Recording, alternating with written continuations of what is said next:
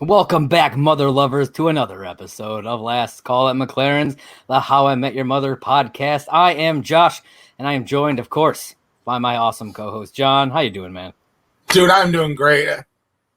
Yeah, man. It's I'm excited. Pumping out some good episodes here, and we are now halfway through this season with this episode. Absolutely.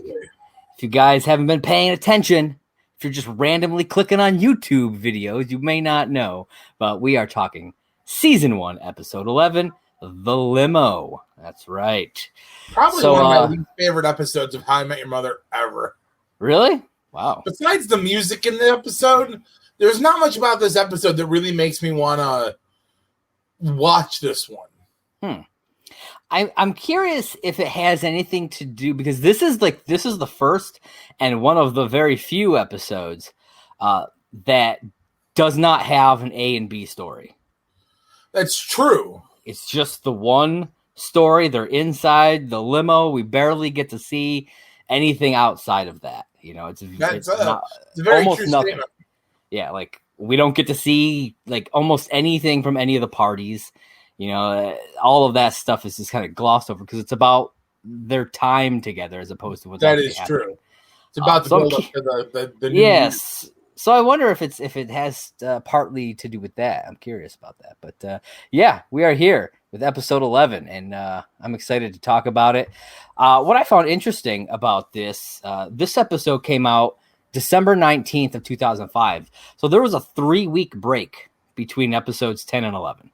Oh, wow. I thought that was, because 10 took place right after, it was aired right after Thanksgiving. I think it was like the 28th of November. And then 3 weeks later, we got this. You know, TV does that sometimes, but up until now, we hadn't had any sort of gaps like that. So I found could have been something to do with like a sport or something too. Yeah, maybe. Who knows? It could be almost anything. But yeah, like I said, December 19th, 2005 for this episode, directed by Pamela Fryman, of course. She does all the episodes this season. She does almost all the episodes. You're going to hear her name the majority of the time that I say this. Majority. Yeah, and written by Sam Johnson and Chris Marcil. I don't believe we've heard these names before. So, hey, congrats, guys. You made one of John's least favorite episodes.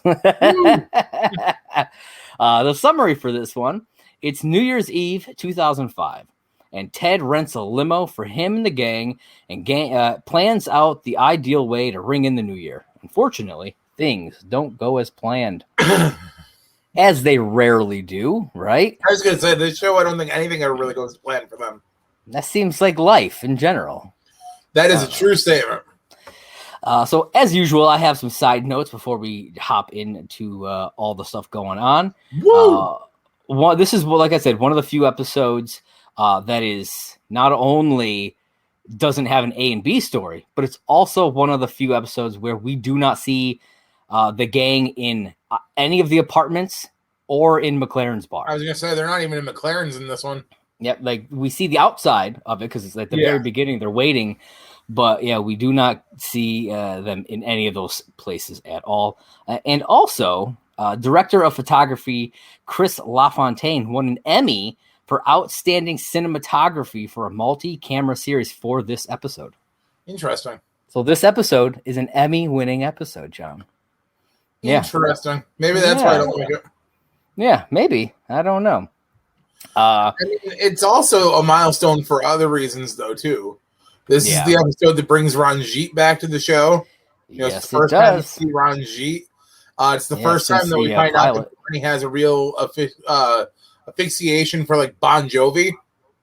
Oh yeah, because that definitely comes back a couple times. Yeah. So let's jump into it, man.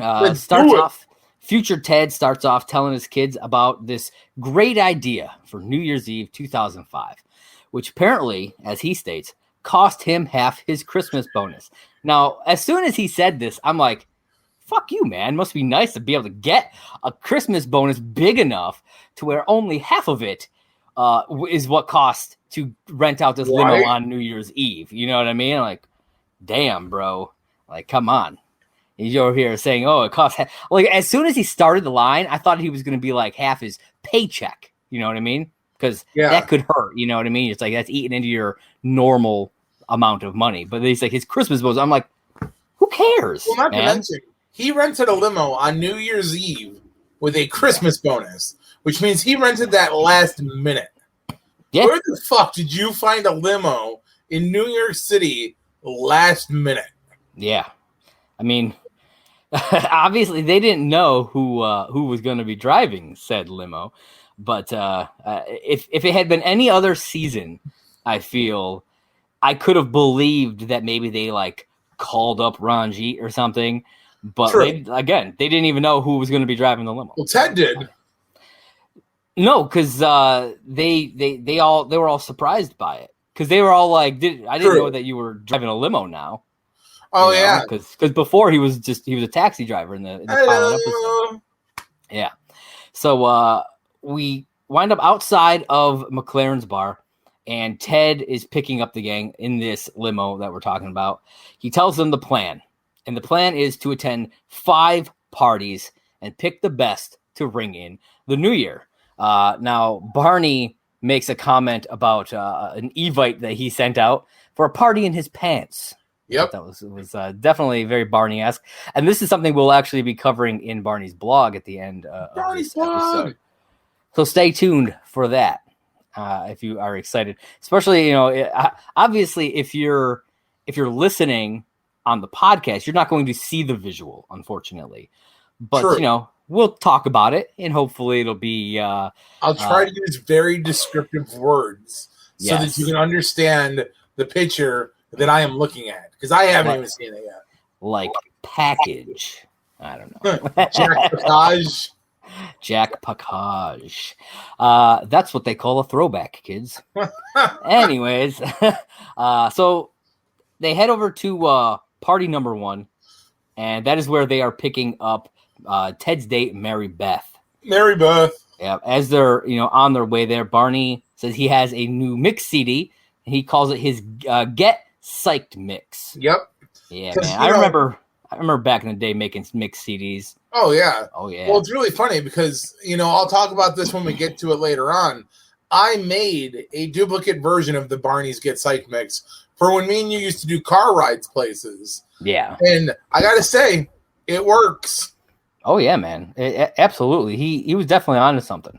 The problem is we only ever hear one song from this mix, and that is "You Give Love a Bad Name" by Bon Jovi. It's the only song we hear throughout the entire episode. The only song you need to hear.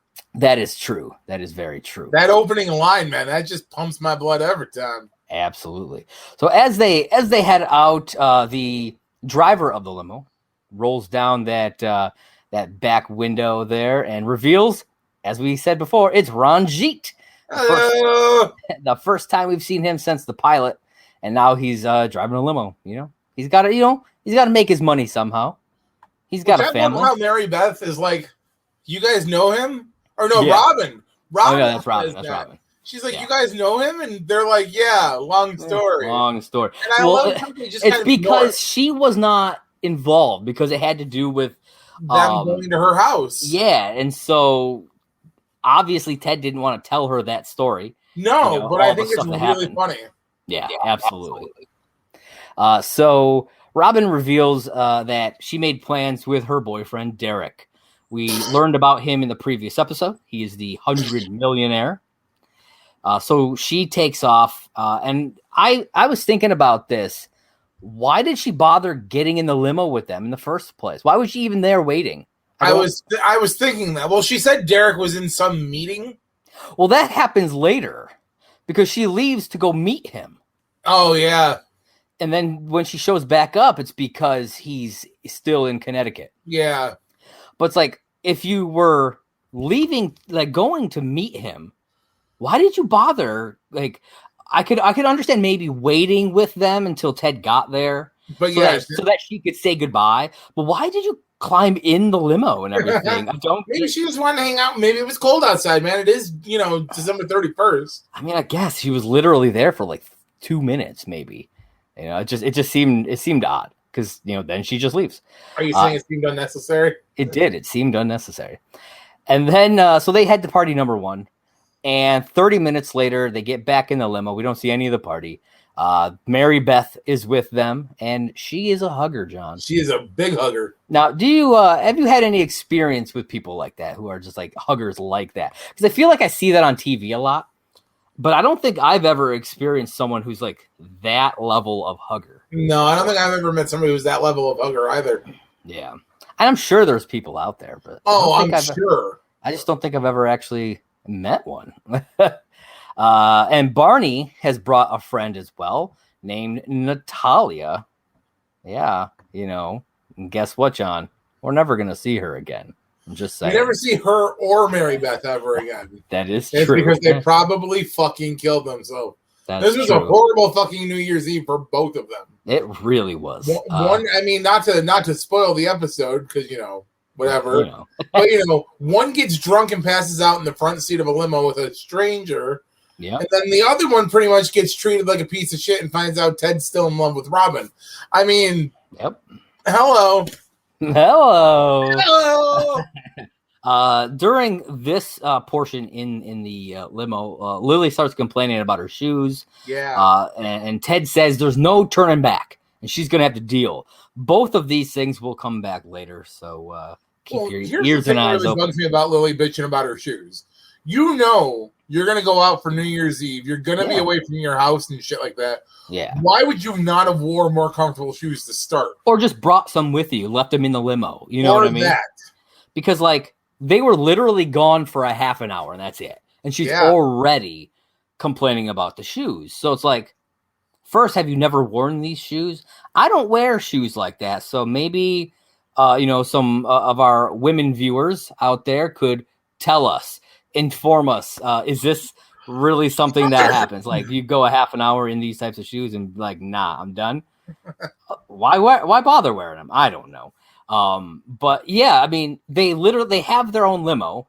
Yeah. Well, they didn't know they were going to be a limo first off. No, I get that. But as soon as Ted pulls up, she should have been like, wait, we have a limo? I'm going to run upstairs to get a pair of shoes that I can stick in. I mean, they live upstairs from the bar, so it's not like it would have been that far out of the way to have been like, I need a different pair of shoes. Because they're literally in front of the bar, which means they're in front of their apartment. So she could have ran back upstairs real quick, grabbed a second pair of shoes, kept them in the limo, boom, been done. Yep. Yeah. And then certain things that happened later on wouldn't have happened. And maybe they'd have made it to all 5 parties. True statement. Yeah. So they head to party number 2. And then 35 minutes later, they come out. Party number 2 was a bust. And that was not a good party. And apparently, as far as they knew, Natalia got left behind. Which I find funny because we find out later that she's just passed out in the front seat. But it's only been an hour. Actually, it's not even. It's only been 35 minutes since they picked her up. Yeah. Since she got in the limo the first time. Well, not to mention, Ranjit says he didn't want to wake her up and, Barney hits the button to play his fucking CD. Mm-hmm. If the loud music didn't wake her up, Ranjit simply turning around to be like, she's right here, probably wouldn't have. Yeah, probably. He was probably just trying to get her, he probably had his, dick out, and he's like, hey. Just moving the hand or something. I mean, I don't want to think about Ranjit doing that, but hey, who knows, man? Who knows? I mean, we never really learned anything about Ranjit. We don't know anything about his side character. That's true. So Mary Beth seems real happy that Ted asked her out. She's she obviously likes Ted. She does. And Ted, being Ted, he's an idiot. I'm just saying. Ted is a total idiot. Then Robin calls Ted and says that Derek stood her up. He tells Ranjit to turn around so that they can get her, breaking his own rule that he set just a half an hour ago. Yep. And this was a 20-minute interlude to go and get her. Now they only have 1 hour and 38 minutes left until midnight. They started the night out with 3 hours until midnight. So theoretically, they could have done all the stuff they wanted to. But now they're already halfway through. They've only done 2 parties. They obviously cutting things close here. Robin is pretty bummed. Barney hits the play button on the mix CD to try to cheer her up. Does that a couple times. People start, they're not happy. They just want him to stop. Ted tells Robin that he'll kiss her he takes a little pause, says a little bit after midnight. And I'm like, dude, are you fucking serious? Your date is right next to you. Right next to him. And you can see the awkwardness on her face when he says that. Oh, yeah. It's like, God damn, dude. Like, I understand that you are in love with Robin, but you need to start being more real with yourself then, and not asking other girls out and then fucking essentially hitting on Robin right in front of him. Like, that's messed up. Right in front of her. Like, it's not even like they're outside the car talking or like in a hallway of one of the parties. Like, they're in a fucking limo seat next to one another. Like, what the fuck are you doing, dude? Yeah, seriously. Sometimes I don't know what the fuck Ted is doing. Ted's an idiot. He is an idiot. So Robin says she's hungry, and Ted, of course, dropping everything for Robin, tells Ranjit to stop and go to Gray's Papaya for some hot dogs. And I believe this was like another 20-minute out of the way, and they already were only down to like an hour and a half or so. So like they're already cutting into their time. Yep. And because of this, the 20 minutes, they're going out of their way. Lily decides she's going to run home and change her shoes. Yep. And she says that she'll just meet them at party number 3. Okay. I mean, it makes sense. Okay. 20 minutes later, they got their hot dogs and they are off to party number 3. But then they spot someone, John. You want to tell the fans who they spotted? They spot Moby. That's right. International recording star Moby. So they think, because it's not. Moby. It's kind of funny, though, because they roll down the window, and Ted's like, what do I say? And he's like, hey, Moby. And he's like, who, me? And they're like, yeah. And he's like, what's up? And he's like, what's up? And I mean, come on. I get it. It happens. Mistaken identity in this show happens a lot. As they say, bald hipster with glasses. Apparently, those are only Moby. But I mean, like, the funny thing is that, because I know, okay, not to sidetrack off of How I Met Your Mother too far, you've watched Community. Yes, I was going to bring this up. So, I mean, obviously this guy gets, like, this joke a lot. Yeah. But I think, I'll be honest, I think this joke happens in How I Met Your Mother. And the people who made Community saw that and said, that's really funny. He also looks like one of our stars, Jim Rash, who plays the Dean in Community. So we're going to play on that and just use it. I really think that was why that line in Community where he says that he was a Moby impersonator, why that was in there. But I think it's really funny because it makes me wonder, like, he really doesn't look like Moby, though. Like, I mean, I can kind of see it if you don't really know what Moby, like what his actual face looks like. I could see you mistaking him for Moby. And they've been drinking, like partying and stuff too. Okay, that's fair. At that point, yeah. And in Community, he says he's a Moby impersonator, so he doesn't have to. Yeah, he doesn't have to trick people into believing that he's Moby. People know it's not actually Moby. It's just he kind of looks like him. Okay, but yeah, I think it's mostly because in this episode they've been drinking for the last hour or some change. So, so much so that Barney's date passed out drunk in the front seat. And an hour. Passed out so hard that she didn't wake up for a while. Maybe she was dead for a little bit. But yeah, so I think it's really funny, though, that they welcome Moby into the car with them. Yeah. And they said that they'll give him a ride to his party that he's going to. Which is really funny because, Yeah. Not Moby invites them to the party, and they get ready to head out there. It's what I find interesting is they never actually tell Ranjit where to go. No. He's just like, to Moby's party.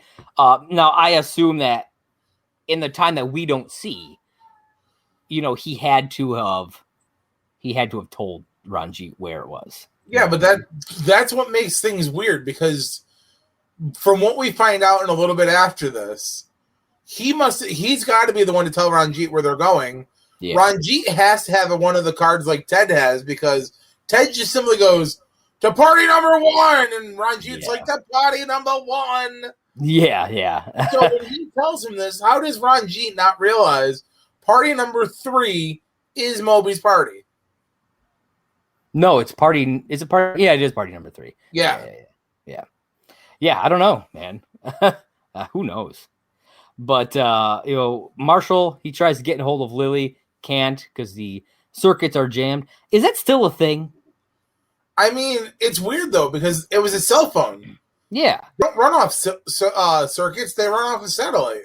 But back in the day, there weren't a lot of cell towers. That's true, especially back then, because like iPhones hadn't even come out yet. That's so it wasn't as big of a thing.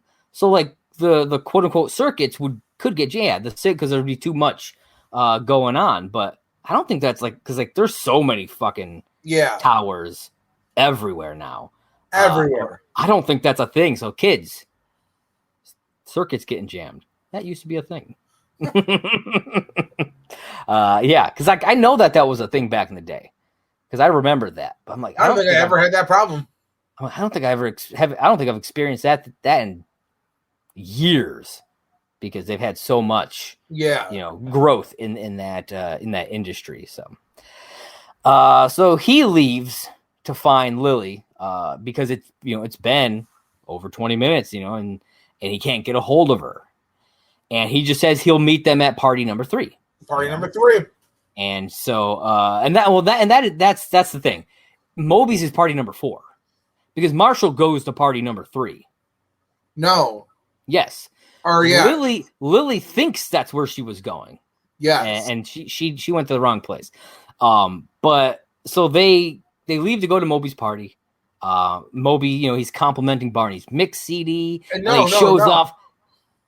Yeah. Yeah. And then he shows off Lily up at party number 3. No, they pick Lily up at Moby's party.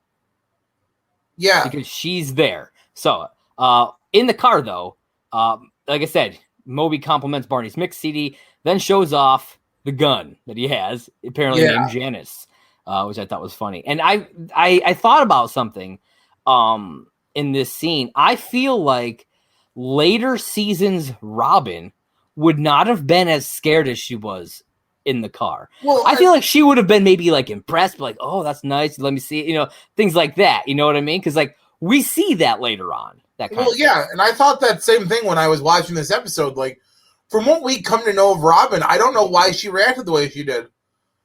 I don't think they had built that side of her yet. No, they hadn't. But it's kind of funny, because going back and the only thing you can really say is maybe like she was taken off guard by it.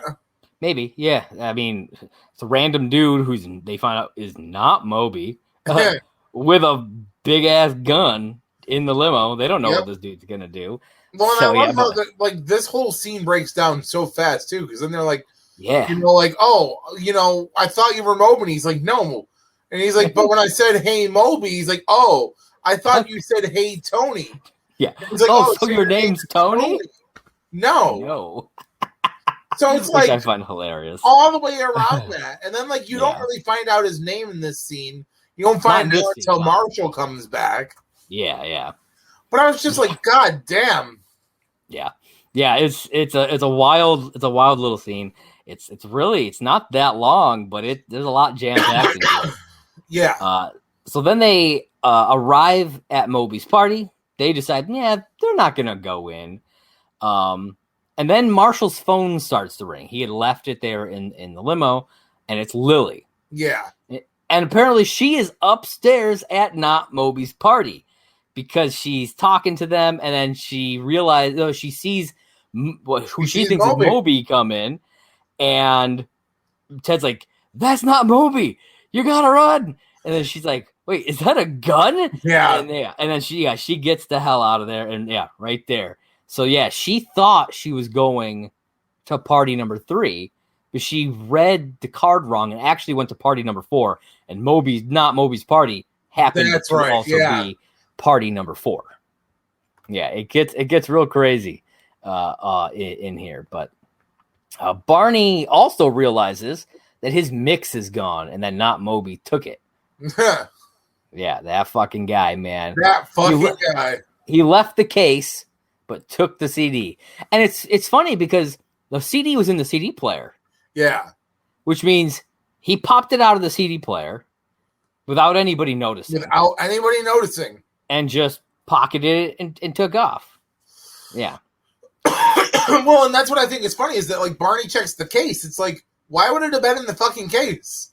Yeah. It wouldn't have. Yeah, exactly.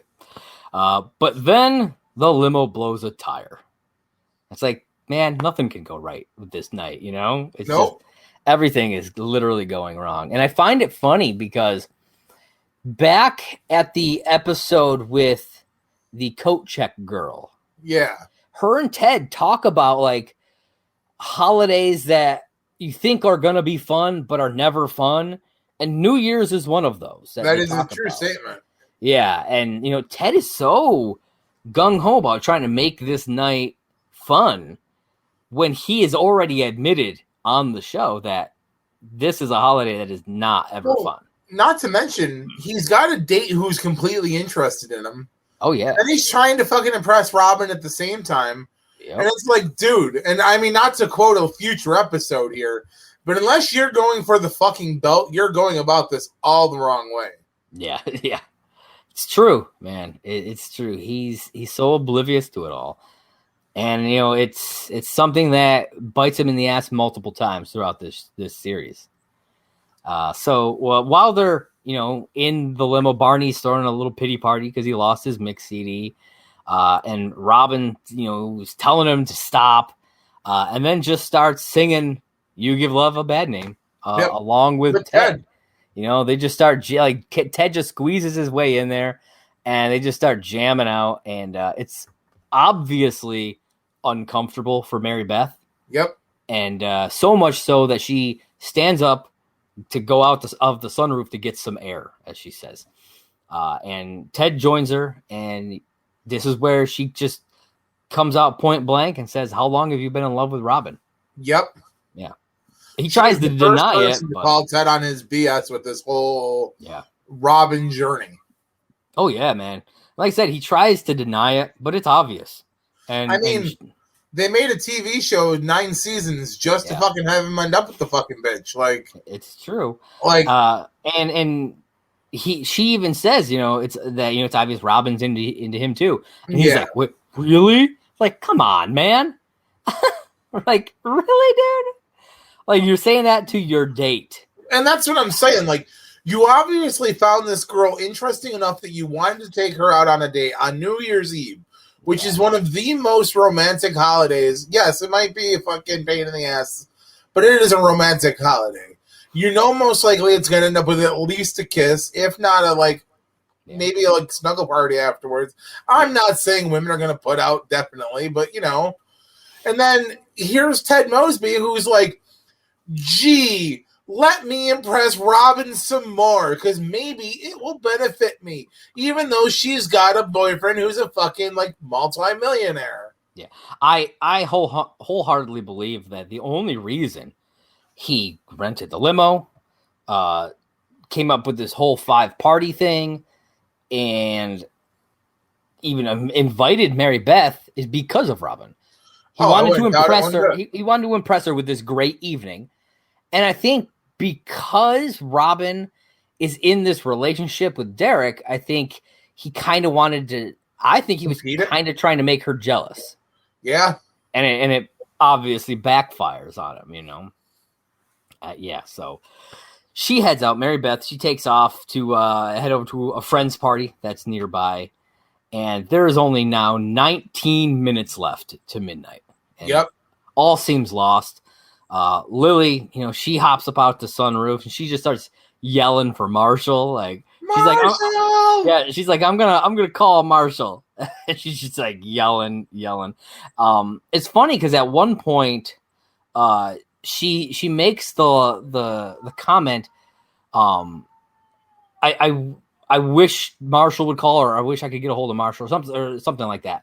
But it's like his phone is in the car. Of course you can't. You know what I mean?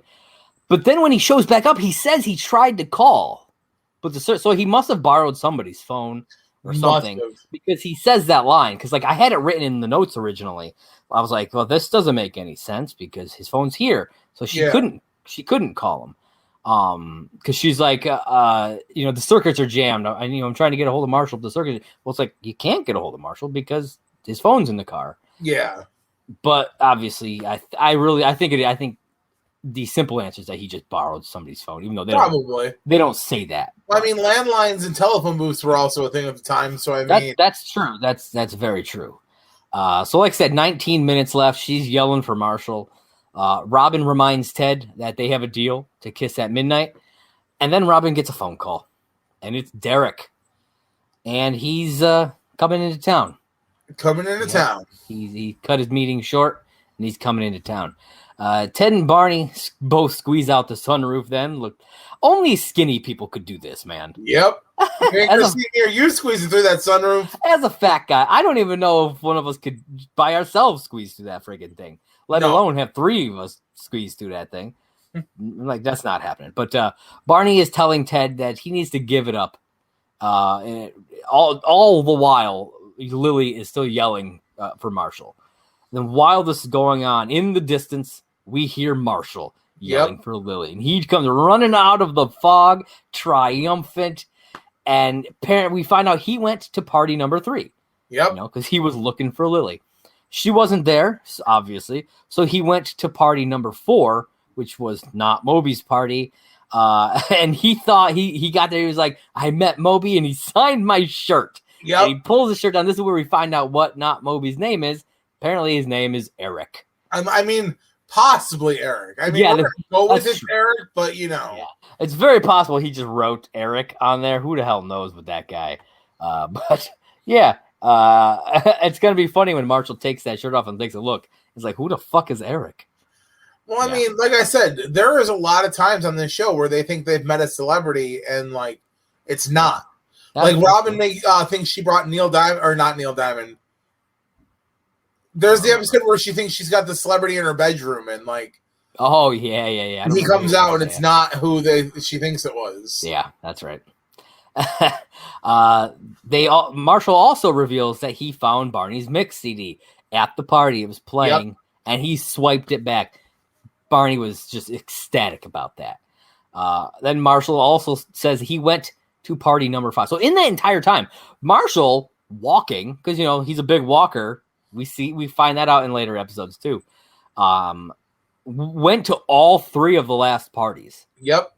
He was able to make it to all of these parties, and it really shows that if it wasn't for Ted being an idiot, they could have made it to all of these parties. Oh yeah, without a problem. Well, I mean, I like to think that there's something else at hand here, though, too. Yeah. Marshall versus the Machine. Yeah. he had to be better than the Limo. I mean, why not? No, yeah, absolutely. And apparently, party number 5 was awesome. Banging. Man, it was an epic banger of a party, and that's where they gotta go. At the same time, Ranjit has fixed the tire. They're ready to head out. And we find out Natalia is back as well, as she was just asleep in the front seat. Ranjit, she was so peaceful, he did not want to wake her. Yeah. And I think there's like 8 minutes left or something, because Ted's like, can you get us across town in 8 minutes? And Ranjit's like, I can do it in 6. Yep. And then we cut to they're stuck in traffic with 3 minutes left. Yeah. And Ted just tells Ranjit to put the car in park. They pop some champagne and decide to celebrate right there. And I found this funny. On my second watch, I noticed this. When Ted pops the champagne, Lily is visibly startled. Which is a nice subtle callback to the pilot episode. I mean, it should be. Yeah. And I was like, oh shit. Because like I said, I watch these episodes a couple of times when I'm preparing for this. And so I usually will catch something that I didn't the first time. And this was that one. And it was great. I loved it. I was like, oh shit. They just referenced that. I can't believe they put that back in there. That was awesome. And then we get a knock on the window and it's Derek. And I'm like, wait a minute. They're stuck in traffic. Yep. Random limo in New York City. How the fuck did this dude find her? I thought the same thing. It's like, did he implant a tracking device in her? You know what I mean? I mean, he's a 100 millionaire. He could probably do that. I mean, I thought the same thing. I was like, how did he find her on New Year's Eve in a traffic jam in a limo? It's not like Robin's on the phone with him being like, okay, we're parked here. No, he just knock. There he is. Boom. Yeah. I don't think so. Hello.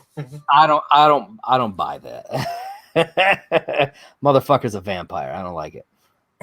Him and Carl have a coven together. So he gets out to let Derek. Ted gets out, I should say, to let Derek in. And at that moment, they're starting to count down to midnight. So Ted just closes the door and starts to walk away. As he's walking off, Robin gets out and says, "Hey, man, we still have a deal, you know."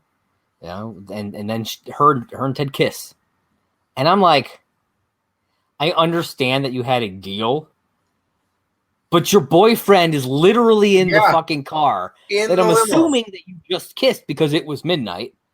You know, you all counted down, rang in midnight. There's no way that you're like, hold on, I'm not going to kiss you right this second as it's midnight. I have to go out and see Ted. No, you totally kissed.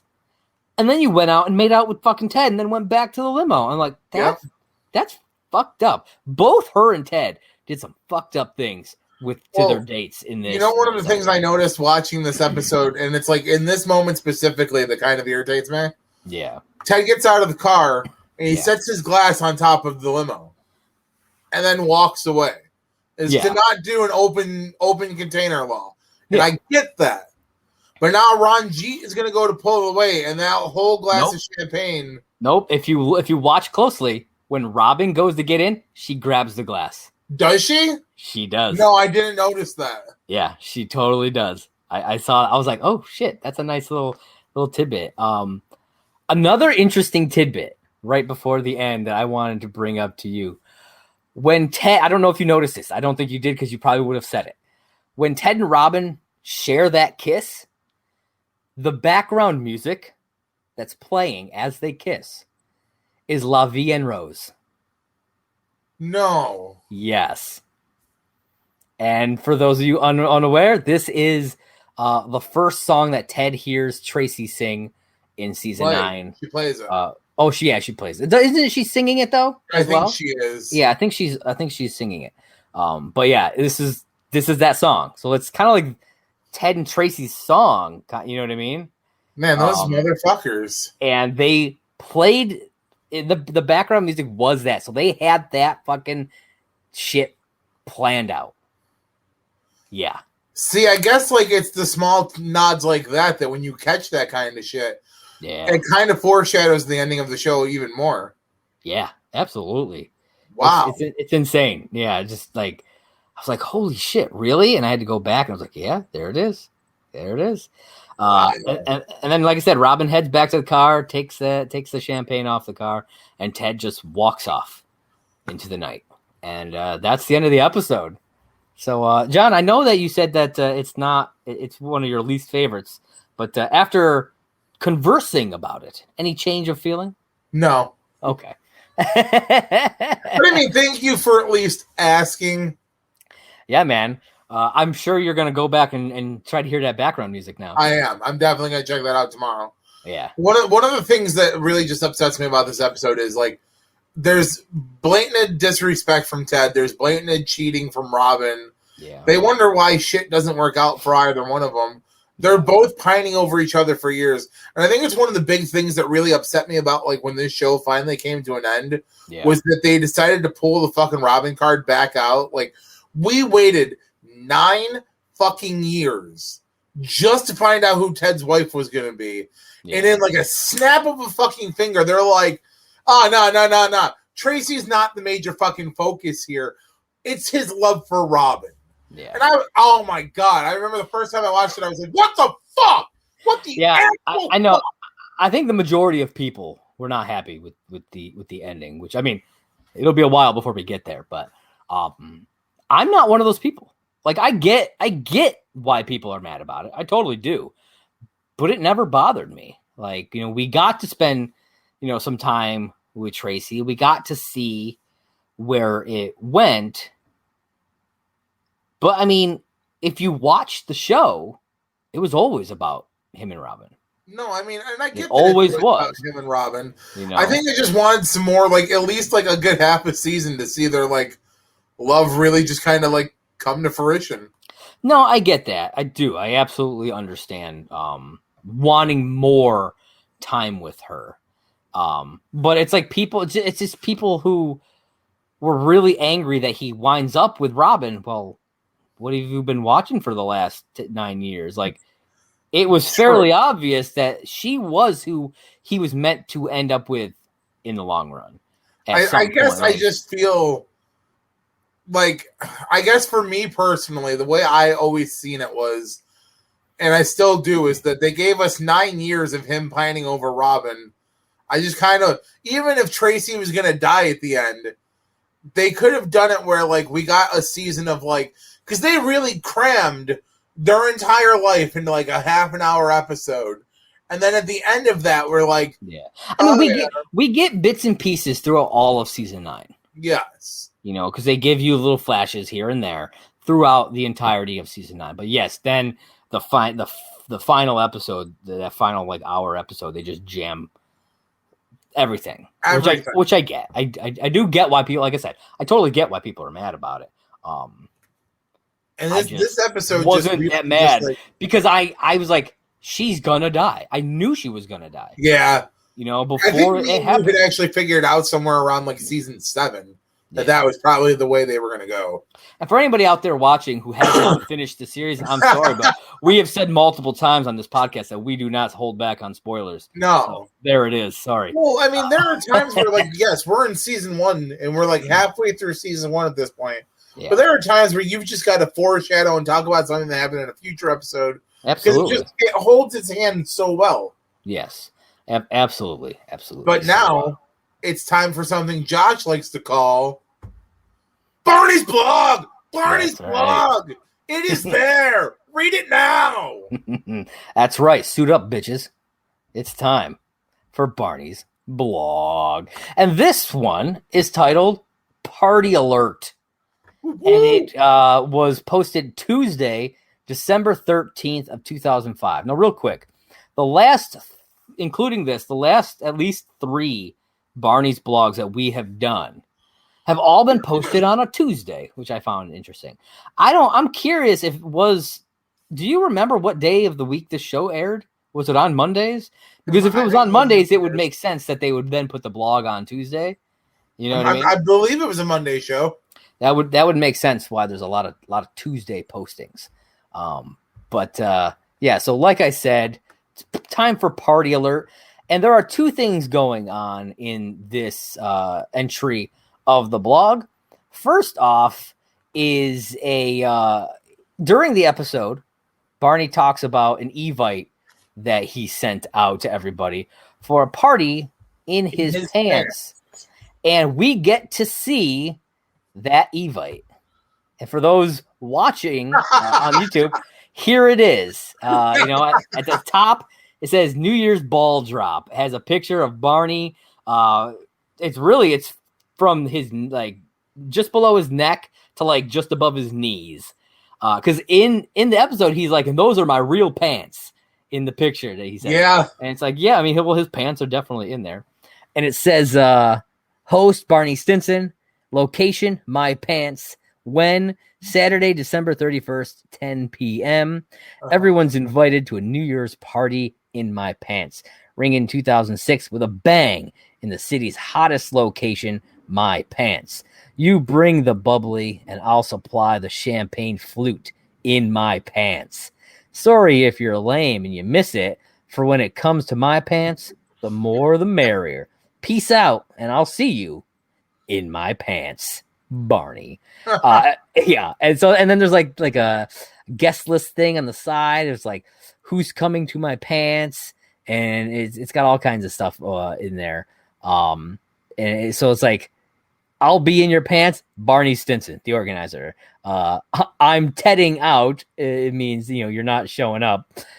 We've got Arca-Ted Mosby, Metro News Robin, Lilypad, and Martial Law. But I love the excuses under each one for not going. Yeah, go ahead, man. Well, Ted's reason for not going, sounds like fun, but I have some other plans that night. I wouldn't want to stretch myself too thin, and stretches in quotations. Yeah. So, that's a hint to his limo. Robin says, it sounds like a great venue with all the extra room down there, but I'm washing my hair that night. Lily just says straight out, "Oh, you're an idiot." And Marshall, sorry, bro. It sounds awesome, but I already made plans with Ted. Have fun, though. Yeah. So that was I love that. I love the little things like that they put in here, because they did a lot of websites, because this was actually a website. Like in the blog originally, you were able to click on it and it would take you to the site where the Evite was. But now in the fandom wiki, they have just pulled all that stuff so you can see it. And so I love that they did it was unbeknownst to us as we watched this show. There was a lot of it was very interactive because and I feel it's very before its time, it's something that not a lot of shows were doing, if any, really. What show should have done that? What? Lost. Dude, that would have been awesome. I would have loved to have seen something like that with Lost, but they did not. The other part of this blog entry is called Get Psyched 2006. It says, we all know New Year's is an enormous steaming pile of disappointment. A full year's worth of failed expectations and fizzled dreams wiped clear to make room for 365 more days of failed expectations and fizzled dreams. This year, new strategy. Release my annual Get Psyched mix early. People say a good mix should rise and fall, but I disagree. A truly awesome mix should be all rise. Experience Get Psyched 2006. A perfect antidote for the crapitude that is New Year's Eve. You're welcome. And so we get a list here. Now, this is not the list that he has. I believe the one that he has in the episode is the Get Psyched. It's got to be the Get Psyched 2005 mix. It has to be. You know what I mean? Because he specifically calls the one in the blog entry the Get Psyched 2006. He says that he's releasing it early. Yeah. And it's there's only like 2 or 3 songs that are on the original mix that are on this one. So I'm going to go over this one real quick, and then there's a couple other versions of the Get Psyched mix that we'll kind of talk about. So for the one that's in the blog, for the Get Psyched 2006 mix, we've got, of course, starting off with You Give Love a Bad Name by Bon Jovi. Then we've got The Humpty Dance by Digital Underground. Come Sail Away by Styx. Don't Stop Believin' by Journey. The Transformers theme song from O-Prime from we got You're the Best Around by Joe Esposito. High Enough from Damn Yankees. Jesse's Girl from Rick Springfield. Rock You Like a Hurricane from the Scorpions. Hip Hop Hooray from Naughty by Nature. Change of Heart from Tom Petty, and Runaway from Slade. Woo-hoo. Now, when you look, because if you pause in the episode, you can see the track listing. Yeah. It's all 80s rock. Yeah. So the Get Psyched 2006 mix is very different from the 2005 mix, which we're going to go over. And there is an error in the episode on the track listing that's handwritten on the CD case. You Give Love a Bad Name is actually track number 2. Yeah. while I Wanna Rock is track number 1. So when they put it back together on this, they switched those two in the listing, but according to the track listing in the episode, it should be the other way around. But so in the two, I'm just gonna call it the 2005 mix. It's You've Got Love, a Bad Name, I Wanna Rock by Twisted Sister, Lick It Up by Kiss, Paradise City from Guns N' Roses, Dancing with Myself from Billy Idol, Rock You Like a Hurricane from the Scorpions, Panama from Van Halen, Talk Dirty to Me from Poison, Thunderstruck from AC/DC, Dr. Feelgood from Motley Crue, and Round and Round from Rat. That's right. So that's my kind of CD right there. Yeah, right. I mean, that's a bitchin' CD right there. But then we also got, now this it's not technically a mix. It's really what it is. It's from the Bro Code, which is a book that was released that you can go and buy right now. Yep. And it's a list of what's titled Classic Get Psyched Songs. So it's not actually a playlist for a CD. It's just a list of songs that he would probably use on this. And I think it's just a combination of the two CDs. I'm going to quickly go through them to see if there's any that are new. But we got You Give Love a Bad Name, I Wanna Rock, The Humpty Dance, Don't Stop Believin', You're the Best Around, Lick It Up, Paradise City, Tom Sawyer. I think this one was not on either of the other two CDs. No, but that's a good song. Tom Sawyer from Rush is a new one on this specific list in the Bro Code. Then the Transformers theme, Dancing with Myself, Rock You Like a Hurricane, Come Sail Away. Here's another one that's new, Freebird, Second Half Only from Lynyrd Skynyrd. Then we got Jesse's Girl, Talk Dirty to Me, Panama, Thunderstruck, High Enough, Hip Hop Hooray, Dr. Feelgood, and Round and Round. So just two songs not on either of the other two mixes. So yeah. But John, I kind of want to get your thoughts on the sheer difference between these two CDs. I mean, it's just kind of interesting because obviously he's got a fascination for 80s rock. Yeah. But definitely I would definitely he seemed to get into a little bit of hip hop though there. Yeah. Leading in toward 2006. I'm not gonna lie. That's kind of weird coming from Barney too. Yeah, I wouldn't have expected. I would expect that from Marshall, not from him. Yeah. Yeah. So, and maybe it's because of Marshall. Maybe you know what I mean? Who knows? But yeah, I thought that was really cool that they just kind of it just broke down everything that was on those CDs here. So it's really, really cool to see how they all, how it all played out. But yeah. You know what else plays out really well? What plays out? Oops. Yeah. And that's pretty much all you hear in every episode. It's true. Boom. Hopefully that was short enough to not get us flagged. I mean, what? We don't own the rights to this music. Exactly. So there you are, folks. Season 1, episode 11, The Limo. John, tell everybody where they can find you on the internet. On the internet? Well, I'm nicely found over here. Don't give out your address, John. Jeez. That was a one-time thing. You can find me on Twitter right here at Simply Sane J1. That corresponds with my podcast, the Simply Sane with Jay, the Not Your Mama's podcast.